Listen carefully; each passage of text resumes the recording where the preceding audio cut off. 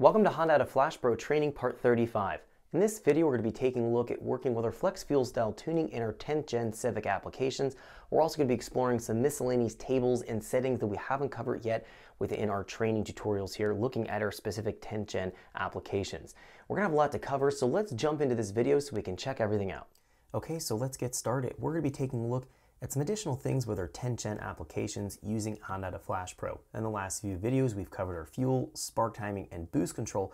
Those are the majority of things that we need to alter and take a look at to ensure proper running conditions and safe running conditions and safe power production on our 10th gen applications. But we have some things we haven't talked about yet, and that's what we're going to be using this video to cover. Things like our variable cam control, looking at some of our rev limiting features, looking at flex fuel control, traction control, and a bunch of other tips and tricks to making sure that you dial in your 10th gen application properly. So let's jump in here and take a look. The very first thing we're going to do is jump up into calibration.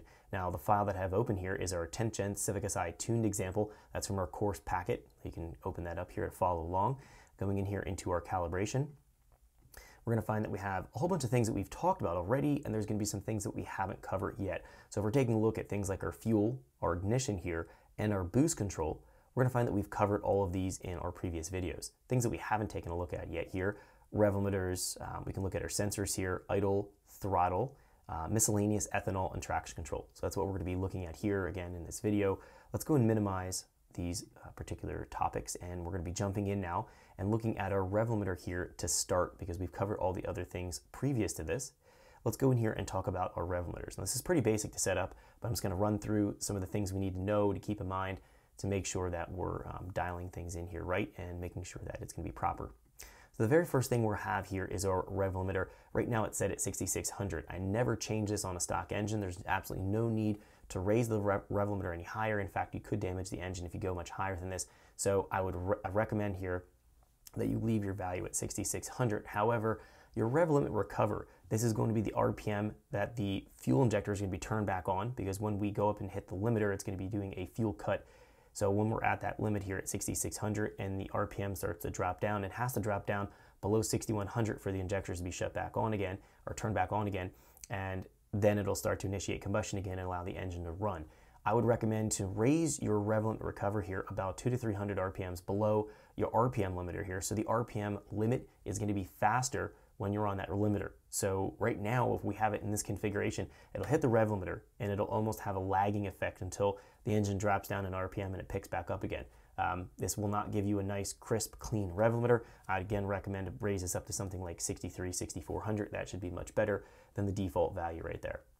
The next thing we're going to take a look at here is our launch limiter. This is also known as our launch control.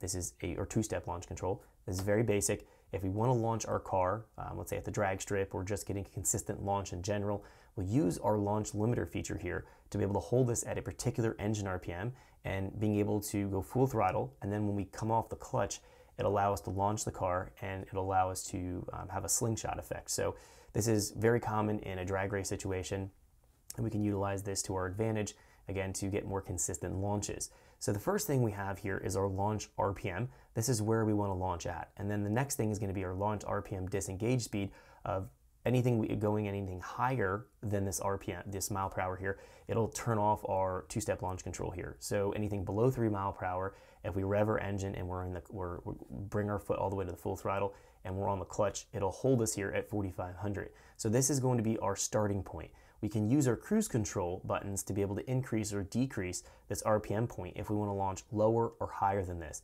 4500 is a decent value to start with, and again, we have that adjustability within our cruise control buttons to be able to raise or lower this. So I'll usually leave this here at 4500 on most all applications.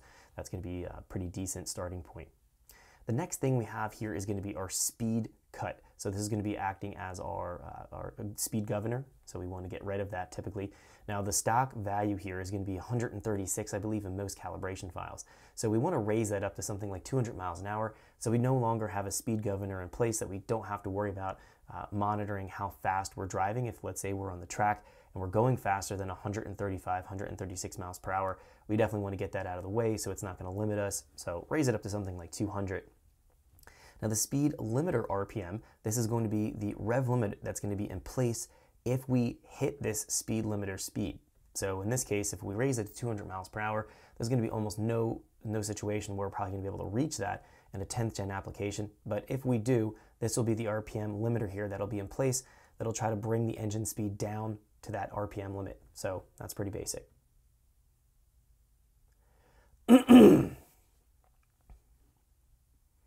Now the next parameter here is going to be our full throttle shift. This allows us to have our foot all the way to the floor and being able to make a gear shift happen and not lift our foot off the throttle. Every time we lift our foot off the throttle, that's going to drop boost and make the turbocharger come back up onto boost. It's going to slow us down. So the acceleration rate is going to be much slower if we're doing a lift to shift type feature. Now lifting to shift is preferable for the gearbox life. It's going to be definitely the normal way to drive a manual transmission car. However, if you want to be fast at the drag strip and you want to have quicker times, you need to stay up on boost between shifts. So this is going to be what allows... Thanks for checking out our teaser clip. If you want to see the rest of this video and more than 500 hours of current EFI training we have to offer, make sure you click right here. If you want to go and check out more teaser clips from this training course, click here. And you don't want to miss any of the videos we're going to be releasing on this channel, so make sure you subscribe and click here. Thanks for watching, and I'll see you guys later.